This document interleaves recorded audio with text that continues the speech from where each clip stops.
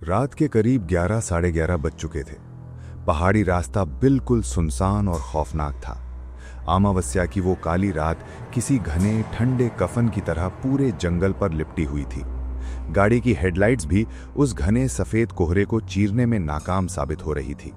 रास्ते के दोनों तरफ खड़े सूखे बिना पत्तों वाले पेड़ ऐसे लग रहे थे जैसे कोई विशालकाय राक्षस अपने कंकाली हाथ फैलाए किसी शिकार के आने का इंतजार कर रहे हों। जंगल में झिंगरों तक की आवाज नहीं आ रही थी, बस एक मौत जैसा सन्नाटा था। कबीर अपनी कार चला रहा था। उसके चेहरे पर खौफ के बजाय एक अजीब सी हल्की उत्सुकता थी, लेकिन उसके बगल की सीट पर बैठी उसकी पत्नी रिया डर से बुरी तरह कांप रही थी। कार का हीटर फुल पर था, फिर भी अंदर बर्फ जैसी जमा देने वाली ठंडक महसूस हो रही थी। कबीर, तुम्हें हर बार यही एक्साइटमेंट क्यों होती है ऐसी मनहूस जगहों पर? रिया ने अपनी शॉल को कसते हुए कहा। उसकी आवाज में एक साफ कंपन था। क्योंकि रिया, डर असल में होता ही नहीं है, हम इंसान इसे खुद अपने दिमाग में बना लेते हैं। इस सन्नाटे को एंजॉय करो, कबीर ने मुस्कुराते हुए जवाब दिया। कबीर, कितनी देर से चल रहे हैं हम, और इतना घना अंधेरा है कि कुछ कदम आगे के रास्ते पर नजर ही नहीं आ रहा। ना कोई घर, ना कोई होटल, ना किसी इंसान का नामो निशान। मुझे घुटन हो रही है। ऐसा लग रहा है जैसे कोई अंधेरे में से लगातार हमारा पीछा कर रहा है और हमें घूर रहा है। तुम इतना परेशान क्यों हो रही हो रिया? बस थोड़ा सा इंतजार और करो, थोड़ी देर में जरूर कोई ना कोई जगह रहने के लिए मिल ही जाएगी। अचानक रिया की आंखें फटी की फटी रह गई। उसने कांपती हुई उंगली से सामने शीशे की तरफ इशारा किया। कबीर, आगे देखो, मुझे लगता है वहां कोहरे के बीच कोई जा रहा है। कबीर ने गाड़ी की स्पीड कम की। हेडलाइट की पीली रोशनी में एक अजीब सी झुकी हुई आकृति धीरे धीरे सड़क के किनारे चल रही थी। उसके चलने का तरीका बहुत अजीब था, जैसे उसके पैरों में हड्डियां ना हो। क्या हम इससे पूछें कि यहाँ होटल वगैरह कहाँ मिल सकता है हमें? कबीर ने कहा। पागल हो गए हो? ऐसी सुनसान जगह पर किसी अजनबी पर भरोसा करना बिल्कुल सही नहीं है। क्या पता इसने हमें लूटने या मारने की कोशिश की? रिया ने घबराकर कबीर का हाथ कसकर पकड़ लिया। उसके हाथ पसीने से भीग चुके थे। अरे रिया, तुम शांत रहो, मैं गाड़ी का शीशा जरा सा नीचे करके पूछता हूं। कबीर ने गाड़ी ले जाकर उस रेंगते हुए आदमी के बिल्कुल पास रोकी। शीशा नीचे करते ही हवा में एक अजीब सी सड़ी हुई बदबू भर गई, जैसे कोई मरा हुआ जानवर हफ्तों से सड़क पर सड़ रहा हो। एक्सक्यूज मी, यहाँ आसपास कोई रात गुजारने की जगह मिल जाएगी क्या? कबीर के पूछने पर उस झुके हुए व्यक्ति ने एक झटके में अपना चेहरा उनकी तरफ घुमाया। उसकी गर्दन चटकने की आवाज कार के अंदर तक आई। उसका चेहरा देखते ही रिया के गले से एक चीख निकल गई।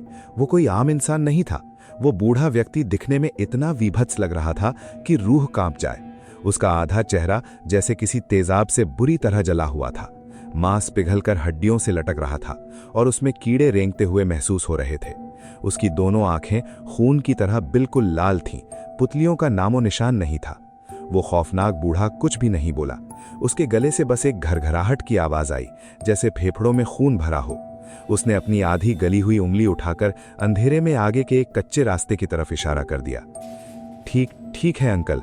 कबीर भी अंदर से बुरी तरह घबरा चुका था। उसने झटके से शीशा चढ़ाया और एक्सीलरेटर पर पैर दबा दिया। टायरों की चीख के साथ कार तेजी से आगे बढ़ गई। तभी रिया ने कांपते हुए गाड़ी के साइड मिरर से पीछे की तरफ देखा। कबीर, वो आदमी कहाँ गया? अभी तो वो ठीक हमारी गाड़ी के पीछे था। इतनी जल्दी वो इस वीरान सड़क से कैसे गायब हो गया? पीछे सिर्फ कोहरे का घना समंदर था। अरे, किसी शॉर्टकट से जंगल के रास्ते चला गया होगा, तुम चिंता मत करो। दोस्तों, क्या आपके साथ कभी ऐसा हुआ है कि किसी वीरान रास्ते पर आपको कोई डरावना सा साया दिखा हो?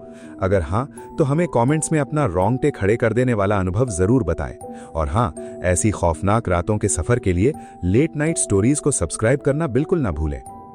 कबीर उसी कच्चे रास्ते पर गाड़ी चला ही रहा था कि तभी घने पेड़ों के बीच से उसे एक बहुत बड़ा सा पुराना बंगला दिखा।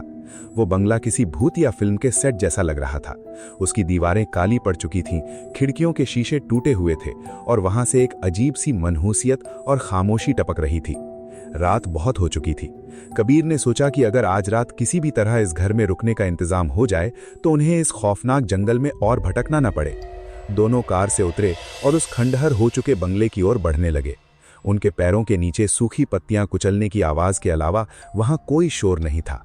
कबीर ने भारी लकड़ियों वाले बड़े दरवाजे को खटखटाया।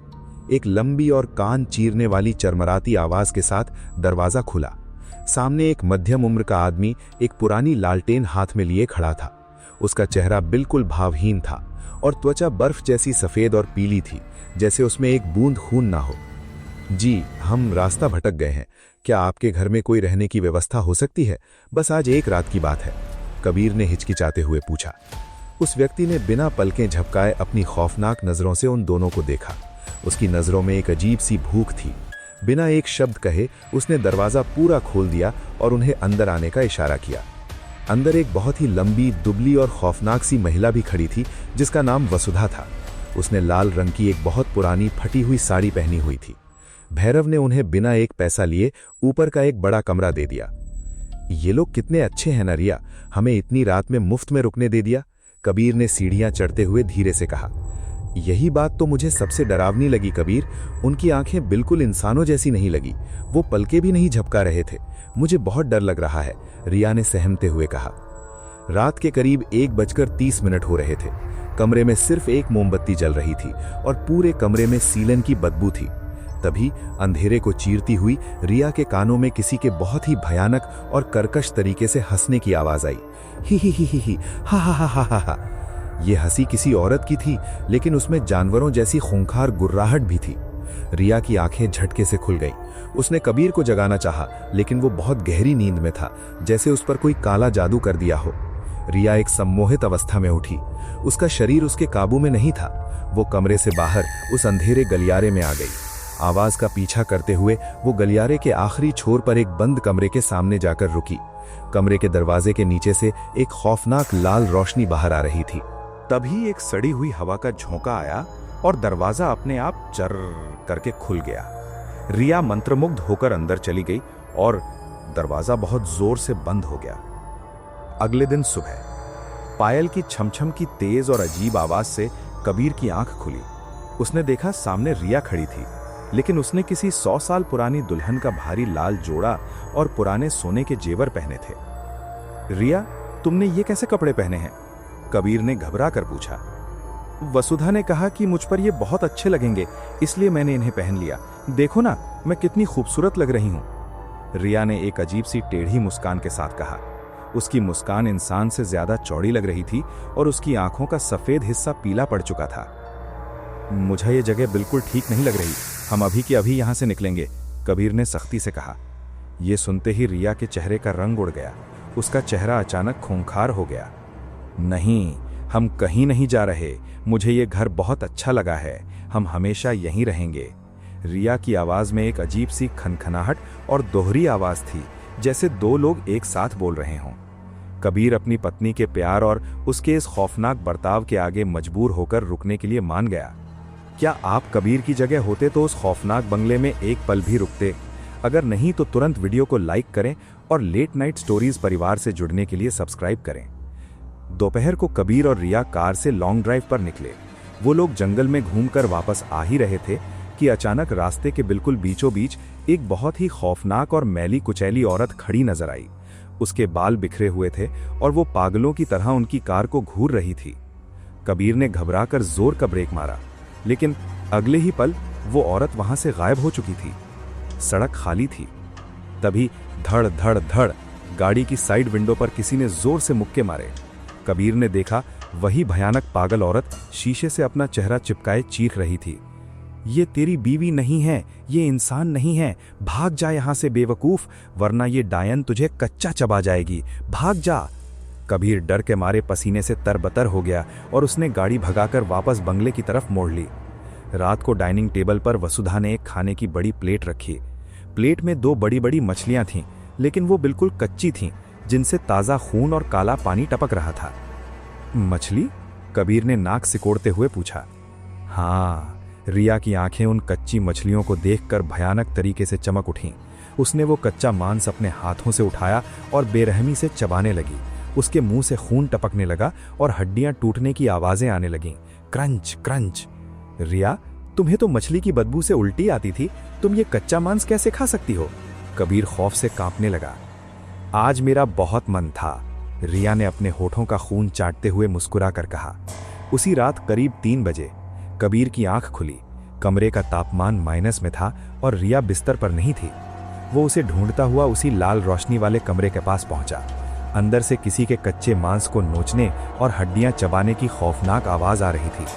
तभी अचानक पीछे से अंधेरे में उसके कंधे पर किसी ने अपना बर्फीला हाथ रखा। कबीर की चीख निकल गई। उसने मुड़कर देखा तो सामने रिया खड़ी थी। उसके होठों और दांतों पर ताज़ा खून लगा हुआ था। तुम्हारे मुंह पर ये खून कैसा है? कबीर पीछे हटते हुए हकलाया। अरे वो मैं किचन में जाकर थोड़ा अनार खा रही थी, उसी का रस है। रिया ने अपनी लाल आंखों से घूरते हुए एक झूठी और भयानक मुस्कान दी। कबीर का अपनी पत्नी को लेकर शक अब खौफ में बदल चुका था। रिया का शरीर हमेशा लाश जैसा ठंडा रहता था। वो रात के अंधेरे में घूमती और छुपकर कच्चा मांस खाती थी।